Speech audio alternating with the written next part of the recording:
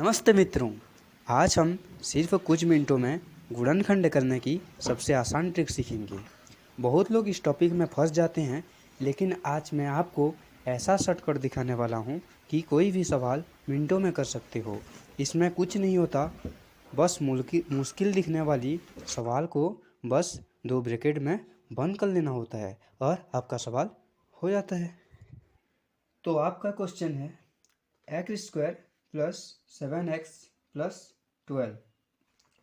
तो दोस्तों, गुणनखंड करने का एक सिंपल रूल है कि भाई a को c के साथ गुणा करिए, जो भी आंसर आया उसको उसका फैक्टर कीजिए। और फैक्टर ऐसे करना है कि ये जो बीच वाला है, जैसे 7x है, तो वो आ जाए, यानी कि a इंटू सी करना है और जो भी आंसर आया उसका फैक्टराइजेशन या गुणनखंड ऐसे करना है कि बीच वाली संख्या आ जाए। तो यहाँ पर a x² है, b 7x है और c 12 है। तो दोस्तों, आपको पहला स्टेप क्या करना है, ये जो a है और c है, a गुणा c कर लेना है। a यहाँ पर क्या है, x² है और c क्या है, 12 है। लेकिन x² के सामने क्या है, उसका गुणा करना है। यानी कि आपको x² इंटू 12x माने 12 नहीं करना है, बल्कि जो x के सामने 1 है उसका गुणा 12 से करना है। तो 1 का गुणा 12 से करने पर आंसर आएगा 12। अब हमारा जो उत्तर है वो आ गया 12। अब इसका गुणनखंड ऐसे करना है कि उसको जोड़ने से 7x आ जाए। तो उसके लिए आपको क्या करना होगा, 12 का पहाड़ा पढ़ो, 12 का पहाड़ा पढ़ो और ऐसे संख्या को गुणा करो जिससे गुणा करने पर 12 आए और जोड़ने पर 7x आए। तो ऐसी संख्या 3 इंटू 4, जब हम 3 इंटू 4 को गुणा करते हैं तो वो उसका जो आंसर आता है वो आता है 12। और जब मैं 3 प्लस 4 करूँगा तो इसका आंसर आएगा 7।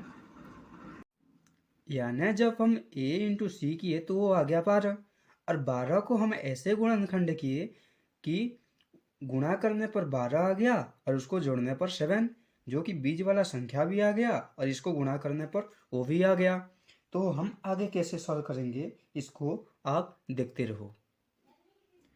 अब मैं ये जो बीच वाला संख्या है इसको जो मैं गुणनखंड किया हूँ उसमें परिवर्तन कर दूंगा, अर्थात x² को जैसे के तैसे लिख कर 7x को 3x प्लस 4x में कन्वर्ट कर दूंगा।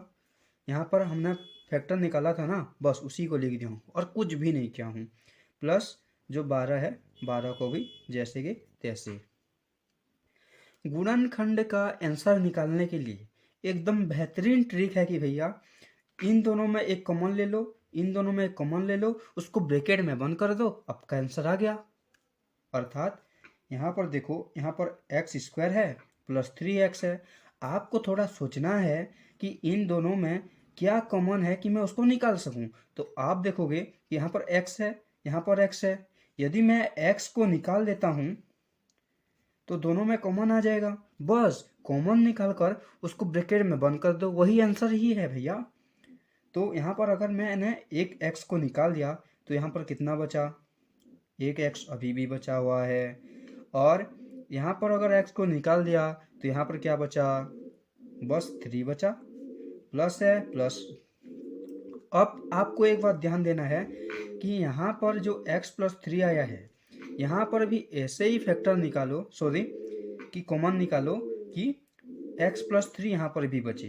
तो मैं अगर 4 को बाहर ले लेता हूँ, सोचना है आपको थोड़ा, अगर मैं 4 को बाहर ले लेता हूँ तो यहाँ बचेगा क्या, x, और 3 अगर यहाँ पर लेता हूँ, इन दोनों का आंसर एक ही जैसा आना चाहिए। तो आप बिना सोचे इसको भी लिख सकते हो, बस आपको कौन सा कॉमन लेना है उस पर ध्यान देना होगा। तो देखो, 4 इंटू एक्स करूँगा तो 4x आ जाएगा, 4 इंटू 3 करूँगा तो 12 आ जाएगा। तो इसमें मैंने क्या ही किया बताओ। आप इन दोनों को ब्रैकेट में बंद कर दो, वही तो आपका आंसर ही है। अर्थात ये जो x+3 है, x+3 को एक ब्रैकेट में बंद कर देता हूँ क्योंकि इन दोनों में कॉमन आ रहा है, और x+4 को एक ब्रैकेट में बंद कर देता हूँ।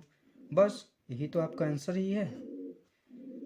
तो मित्रों, यदि आपको यह वीडियो पसंद आया और आपको समझ में आ गया तो एक लाइक और कमेंट करिए, और ये भी कमेंट करिए कि अगला टॉपिक क्या लाएं।